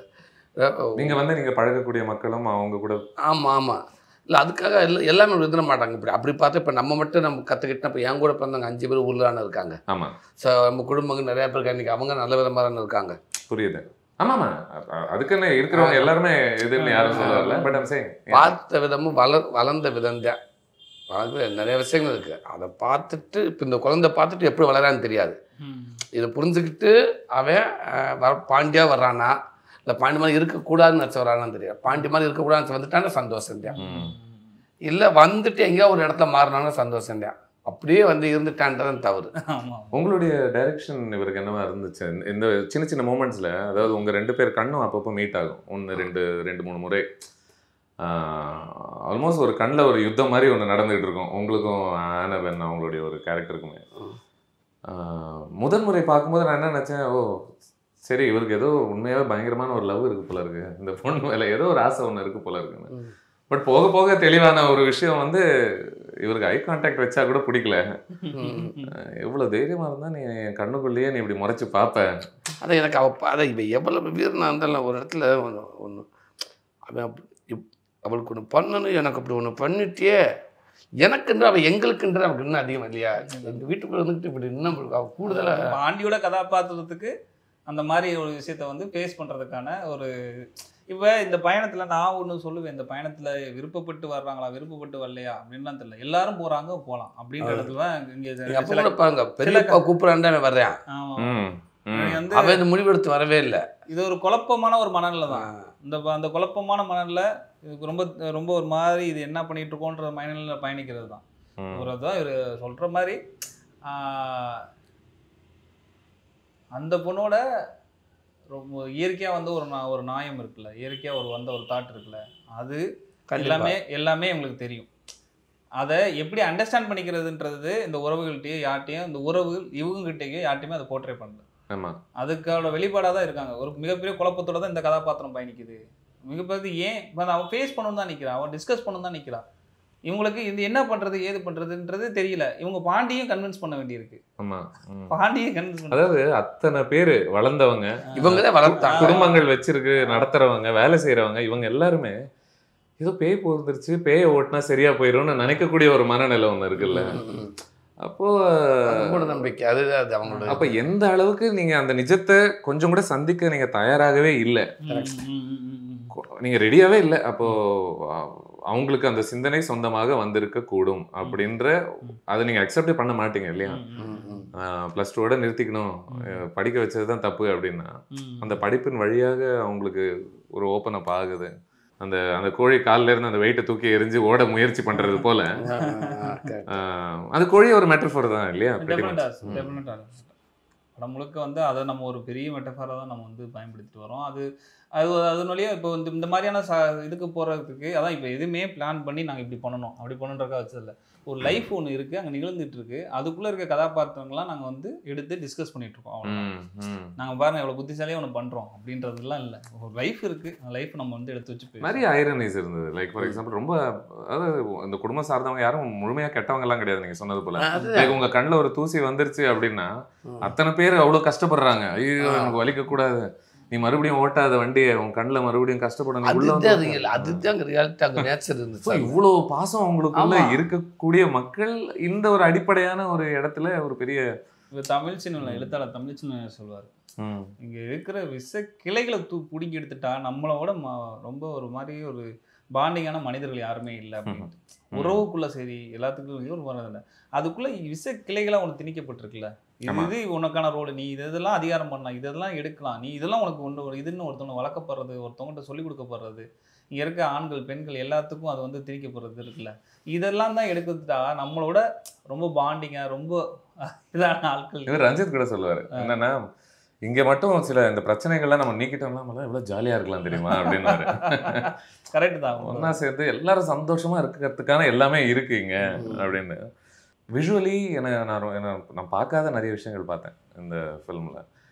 என்னதான் நீங்க இந்த கதை களம் நமக்கு புதுசு இல்லை அப்படின்னா கூட லைக் அந்த கண்ணுல இருந்து அந்த தூசி எடுக்கக்கூடியதை நீங்க விஷுவலா நீங்க அதை எப்படி அப்ரோச் பண்ணிருந்தீங்க. ஸ்கிரீன் பூரா ஒரு பெரிய கண் வந்து அதுக்குள்ள நான் தேடிக்கிட்டு இருந்தேன் எங்க அது அப்படின்னுட்டு.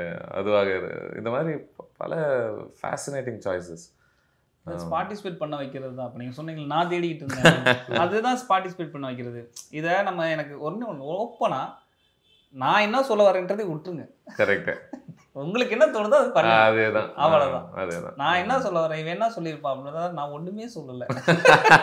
நான் அங்க ஏதோ நடக்குதுன்னு நான் காமிக்கிறேன், எனக்கு வியூவே பெர்ஸ்பெக்டிவே இல்லைன்னு வச்சுக்கோங்க. ஆமா நீங்க உங்களுக்கு என்ன தோணுது சொல்லுங்க. நான் அப்படிதான் நம்ம வந்து இந்த நம்ம ஆடியன்ஸோட பார்ட்டிசிபேட் பண்ண வச்சு இந்த கதை ஒவ்வொன்றும் இப்போ நான் தேடினேன் அப்படின்றது எவ்வளவு சந்தோஷமா இருக்கு. எனக்கு இந்த கதை பழக்கப்பட்ட கதை தான், எல்லாமே சொல்லி முடிச்ச கதை தான். நான் இந்த மாதிரியான ஷார்ட் டிவிஷன்லாம் ஏன் பண்றேன் அப்படின்னா இதன் வழியா உங்களை எங்கேஜிங்காக கொண்டு போறது.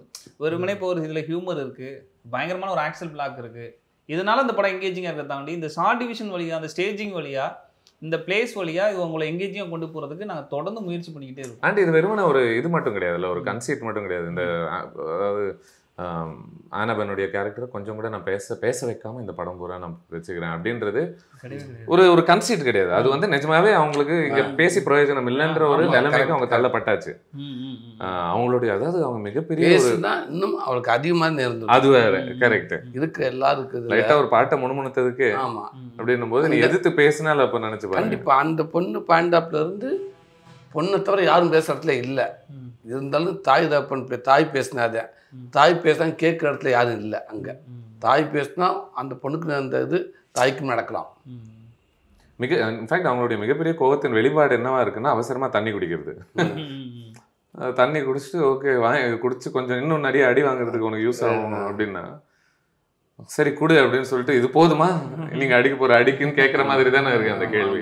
இல்லை அது இப்படி ஒரு கதாபாத்திரத்தை ஒரு வெறுமனே உம்முன்னு உட்கார வைக்கணும், இப்படி பாரு இப்படிலாம் ஒரு ஒரு கேரக்டர் வடிவமைக்கிற பாருலாம் கிடையாது. எக்ஸாக்ட்லி. இதுக்கு முன்னாடி எவ்வளோ சம்பவங்கள் நிகழ்ந்திருக்கு, அது எவ்வளோ தூரத்துக்கு உரையாடி இருக்கும். உரையாடி தீர்த்து போனதுக்கப்புறம் நான் வந்து இப்படி ஒரு நான் அப்படி ஒரு ஸ்டாண்ட் எடுக்கிறேன். நீ போய் என்ன பண்ணாலும் என்கிட்ட நீ ஒரு விஷயத்த வந்து நான் யோசிச்சுட்டு இருக்க தாட்ஸை வந்து ஒன்றும் பண்ண முடியாது அப்படின்ட்டு. இப்போ இந்த பயணத்தின் வழியாக எல்லாரும் ஒரு இடத்துக்கு அரைவாகிறாங்களோ இல்லையோ, அந்த பாண்டி கேரக்டர் ஒரு இடத்துக்கு அரைவாகும். இந்த 2 பேருக்குமான இன்டர்னல் வார் இருக்குல்ல, இதுதான் நம்ம வந்து இந்த படத்தில் பேசுகிறோம். அண்ட் ஐ திங்க் பெரும்பாலான மக்கள் இதை புரிஞ்சு ரசித்து பார்க்கக்கூடியவங்களுக்கு ஒரு ஆசை ஒன்று இருக்கும், ஏமா தயவுசெய்து எப்பயாவது தப்பிச்சு ஓடிடுமா அப்படின்ட்டு. தயவுசெய்து நடுவில் ஒன்று போனேம்மா, நீயும் உங்கள் அம்மாவும் கொஞ்சம் அப்படி போனீங்களே, ஏம்மா நீ அப்படியே ஓடிடல, எதுக்குமா திரும்பி வந்த அப்படிங்கிற மாதிரியான அந்த அதாவது இந்த சுலபமாக இந்த கத்தாசிஸ் கொடுக்கணும்ட்டெல்லாம் யூ நெவர் ஃபெல்ட்டா இந்த கதைக்குள்ள?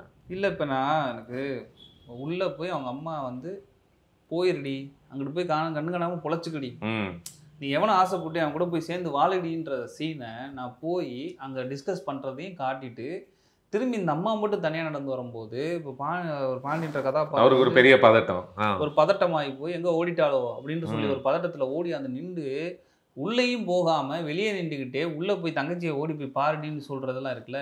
இப்போ இது ஆடியன்ஸுக்கு பயங்கரமாக இந்த நரேஷன் ஸ்டேட் நரேஷன் இருக்குல்ல பயங்கரமாக என்கேஜிங்காக இருக்கும். ஆமாம், இது வெறுமனே தெரியாமல் எழுதலை, அந்த சீனை எழுதிட்டு அது வேண்டாம் நான் இதுலேயும் உங்களோட பார்ட்டிசிபேட் பண்ண வைக்கிறேன் எல்லா காட்சிலையும். அப்போ அதுக்குன்னு இப்படி சொல்லுவேன்னு கேட்டால் ஒரு படம் உள்ளுக்குள்ள என்ன நிகழ்ந்துருக்குன்றத நீங்களும் சேர்ந்து யோசி.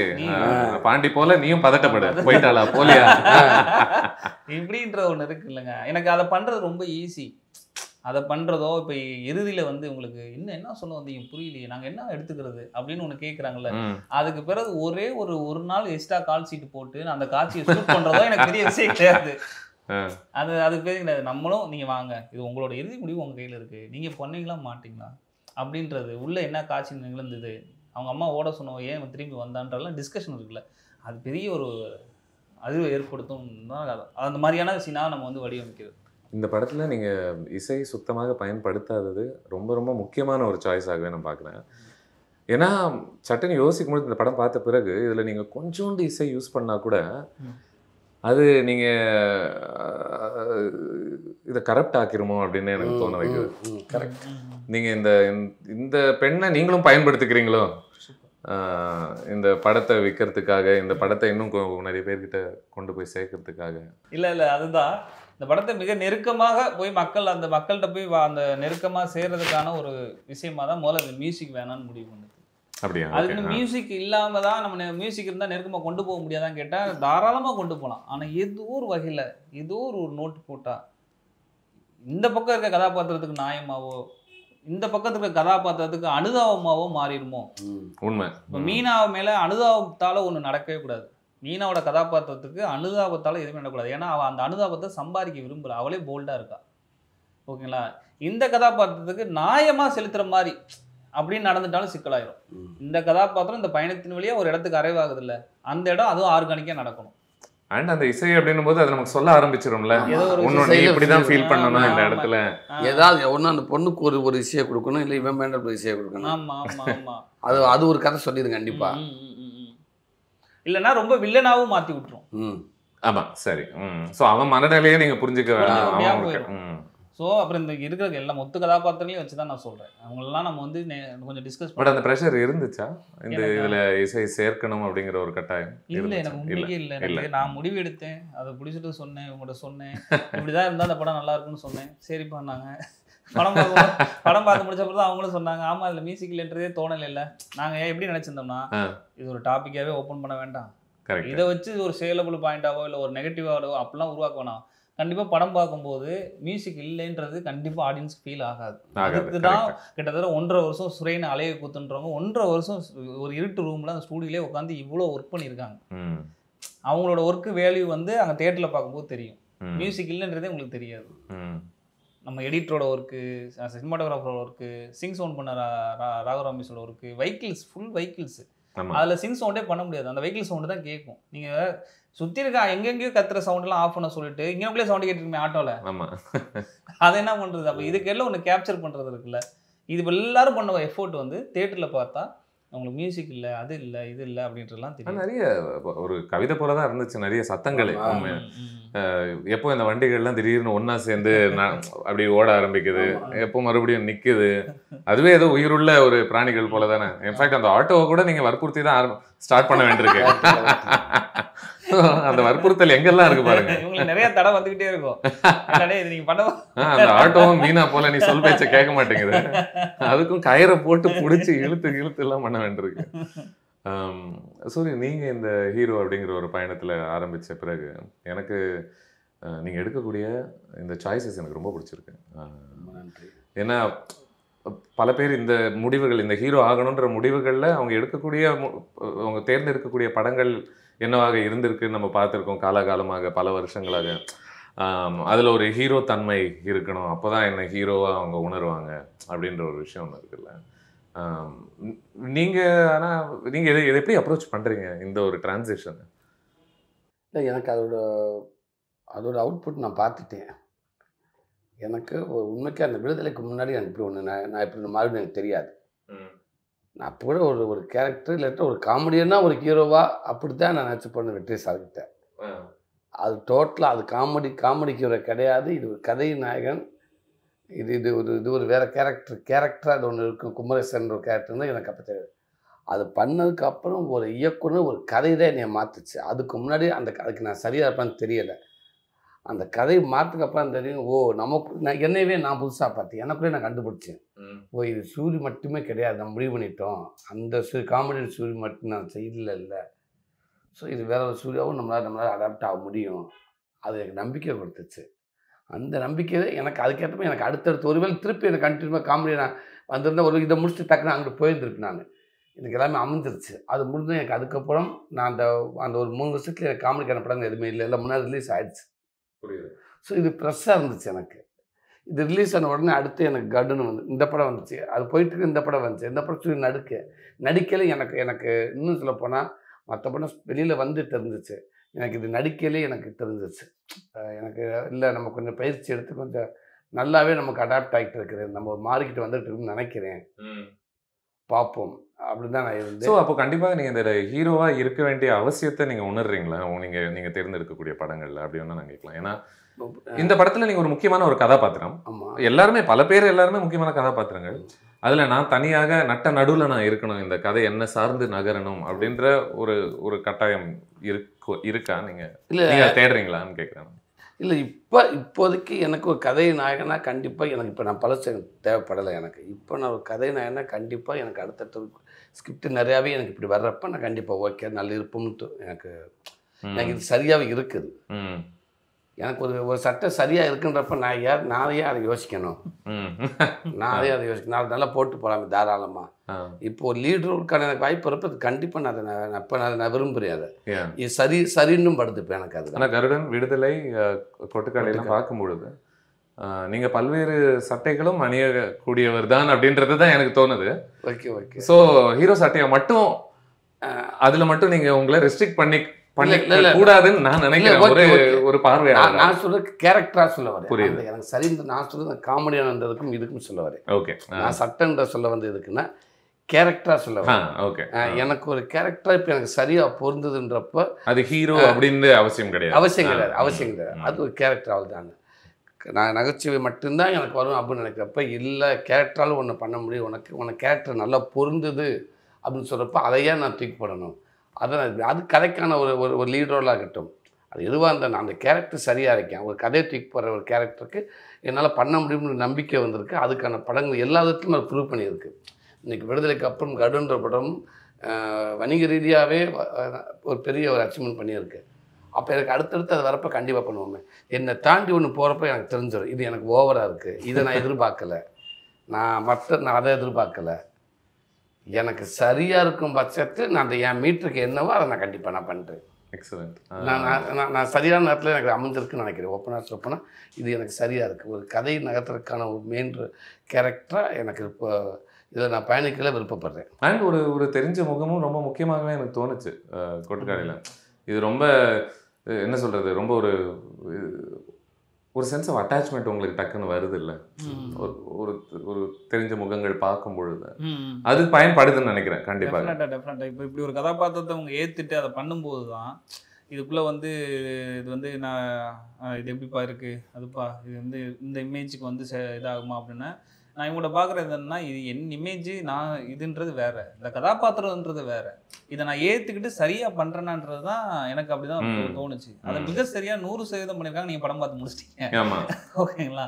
எனக்கு அது ஒரு ரொம்ப முக்கியமான இதாக படுது. இவங்க மாதிரி எனக்கு வந்து இப்படி விட்டா ஒரு ஃபேமில் இருக்கவங்க எனக்கு இந்த கதாபாத்திரத்தை இந்த கதையை சொல்கிறதுக்கு முற்பட்டு வரும்போது தான் அதை நான் இன்னும் கொஞ்சம் ஒய்டாக போய் சேர்க்க முடியும், ஒய்டாக போய் அதை நான் டிஸ்கஸ் பண்ண முடியும். அது தொடர்ந்து தமிழ் சினிமாவில் நிகழும் போது இங்கே ஏகப்பட்ட ரசனை மாற்றங்கள், நிறையா விஷயங்கள், இது போன்ற நிறையா படங்கள் அப்படின்னு ஒரு ஆல்ரெடி வந்துக்கிட்டு தான் இருக்குது. இது இப்போ இன்னும் கொஞ்சம் வேகம் எடுக்கும்.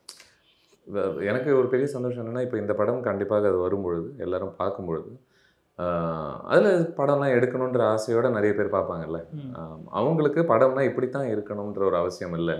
ஒரு படம் இப்படியும் இருக்கலாம், நீங்கள் இப்படியும் எடுக்கலாம் அப்படின்ற ஒரு பெரிய விஷயத்த அதை பலமுறை நம்ம சும்மா இன்டர்நேஷனல் சினிமா மட்டும் பார்க்கும்போது அது நம்மளை எட்டாவது தூரத்தில் ஏதோ ஒன்று நடக்குது, அதெல்லாம் இங்கே நடக்காது அப்படியே நினச்சிக்கிறாங்க எல்லாருமே. அந்த படம் நேற்று கூட நான் தான் சொன்னேன், எல்லாமே அப்படியே நினச்சிக்கிறாங்க. ஓ இது ஃபிலிம் ஃபெஸ்டிவல் படம், இது அவார்டு, இதை நம்ம பார்க்க முடியாது, நமக்கு பிடிக்காது, இது நமக்கு செட் ஆகாது, போர் அடிக்கும். டோட்டலாக அந்த படம் ஒதுக்கப்பட்ட படமாக இருந்தார். எல்லாமே ஓரமாகவே எடுத்து 4 லைன்லேயே எடுத்துகிட்டு 4 லைன்லேயே போய் அங்கேயே ஃபங்க்ஷன் கொண்டாடிட்டு அப்படியே போயிடுறாங்க. கிரவுண்டுக்குள்ளே வரமாட்டேங்குது. ஆமாம், எனக்கு இப்போ இவங்க மாதிரி என்ன அண்ணன் சூரிய அண்ணன் இருக்கிறது, ஆனாபம் இருக்குது, எஸ்கே அண்ணன் இதை தயாரிக்கிறது, இப்படி இருக்கும்போது நான் அண்ணன் சொன்ன மாதிரி 4 லைனில் போகாமல் கிரவுண்டுக்குள்ளே வந்திருக்கும். கரெக்ட் வந்து சரி இங்கே வா இதுவும் இருக்கும், இந்த மேட்சையும் பாரு அப்படின்னு சொல்கிறது இருக்குல்ல. அது எனக்கு இது இப்படி நடந்துகிட்டே இருந்தால் ரொம்ப இன்னும் பயங்கரமாக. உங்களுக்கு craft wise maybe as a last question, உங்களுக்கு கிராஃப்ட் வைஸ் இந்த படம் மட்டும் இல்லை, குழந்தைகளும் சரி, இதை இப்படி அணுகிறதுக்கான ஒரு இன்ஃப்ளூயன்சஸ் என்ன? ஏன் மிக தெளிவாக இருந்தீங்க இது இப்படி அணுகணும் அப்படின்னு சொல்லி? ஏன்னா இதுக்கு ஒன்றும் அவ்வளோ ப்ரெசிடென்ஸ் எல்லாம் இல்லை நம்ம சினிமாவில் பொறுத்த வரைக்கும். கரெக்ட். இங்கே வெற்றி பெறணும் அப்படின்னா இது வேறு மாதிரி நீங்கள் எடுக்கணும் அப்படின்னு சொல்லப்பட்டு தான் நம்ம எல்லாருமே பார்க்குறோம். நம்ம தைரியம் எங்கேருந்து வந்துச்சு? ரெண்டாவது இதற்கான ஒரு ஆணித்தனமான ஒரு நம்பிக்கை, இது இப்படி தான் பண்ணணும் அப்படின்றது, அதுக்கான இன்ஃப்ளூயன்ஸ் என்ன பார்க்குறேன்? இல்லை நான் கண்டிப்பாக அது வந்து லைஃப்பை வந்து நான் அப்படியே சொல்லணும்னு நினைக்கிறேன். நான் கதை சொல்லணும்னு நினச்சேன்னா வேகமாக சொல்லலாம். நான் வாழ்க்கையில் இருக்கிற ஒரு பகுதியை காட்டணும்னு நினைக்கிறேன். அந்த லைஃப்பை வந்து அப்படியே டிஸ்கஸ் பண்ணணும்னு நினைக்கிறேன். அது இந்த மாதிரியானது தான் எனக்கு ஒவ்வொரு சம்பவங்களும் வீட்டில் நடக்கும்போதும் அது இதுக்கான ஸ்பேஸ் எடுத்துக்கிறது இல்லை. இந்த பயணம் இந்த ஸ்பேஸ் எடுத்துக்கிறது இல்லை. அந்த ஸ்பேஸ் அப்படியே இங்கே வந்து கொண்டு வரணுன்றது நான் பார்த்த படங்கள், நான் படித்த சில இலக்கியத்தில் படித்தது. முக்கியமாக எனக்கு வந்து இங்கே ஏன் இது கொஞ்சம் நான் வந்து ரொம்ப இது வந்து ரொம்ப தப்பாக அதுக்காக சொல்லலை, இங்கே இது கொஞ்சம் இன்னும் லேட் ஆகுது, நிகழ மாட்டேங்குது. ஒரு நிதானமான ஒரு கதை சொல்ல முறையில் வந்து ஏன் இங்கே ஸ்லோ பேஸ் அப்படின்றாங்க. இந்த லாங்குவேஜ் பேரியர் எங்கேருந்து வருது அப்படின்றதுலாம் எனக்கு வந்து முதல்ல சரி இப்படி ஒன்று பண்ணுவோம். இப்போ நான் டிஜிட்டல் வரலன்னு வச்சுக்கோங்களேன், ஃபிலிம் தான் இருந்துச்சு அப்படின்னா நான் கூழாங்கல் ட்ரை பண்ணியிருக்கவே முடியாது. கரெக்ட். எனக்கு வந்து இந்த ஒவ்வொரு நீங்கள் அங்கே வந்து நீங்கள் எந்த படம் எடுத்தாலும், ஒரு கமர்ஷியல் படம்ன்ற சொல்கிற படங்களை எடுத்தாலும் சரி, இல்லை இந்த போன்ற படங்களை எடுத்தாலும் சரி, அதுக்கே என்ன ஒரு ஃபிலிம் கேன் வாங்குறோமோ அதே செலவு தான் இதுக்கும் ஆகும். இந்த மாதிரியான படங்கள் எடுக்கிறோம். அது எத்தனை அடி ஷூட் பண்ணுதோ இது இத்தனை அடி தான் ஷூட் பண்ணும். எனக்கு டிஜிட்டல் உள்ளே வருது. எனக்கு ஏன் இப்போ உலகம் முழுக்க இப்படி ஒன்று நடந்துக்கிட்டு இருக்கு, ஏன் இங்கே மட்டும் நம்ம சினிமாவை வந்து இப்படி நம்ம பார்த்துக்கிட்டு இருக்கோம், நம்ம இப்படி ஒன்று ட்ரை பண்ணலாமே அப்படின்னு நான் ட்ரை பண்ணலாமேன்னு தான் இறங்கி பார்த்தா இங்கே ஆல்ரெடி அவ்வளோ பேர் ட்ரை பண்ணியிருக்காங்க. அப்போ ஏன் இதெல்லாம் நம்ம ஏன் வந்து இதாக முடியுதுன்னா, அப்போது அதில் வந்து பட்ஜெட்டுன்ற ஒரு சின்ன ஒரு விஷயம் அடங்கிட்டே இருந்திருக்கு முன்னாடிலாம்.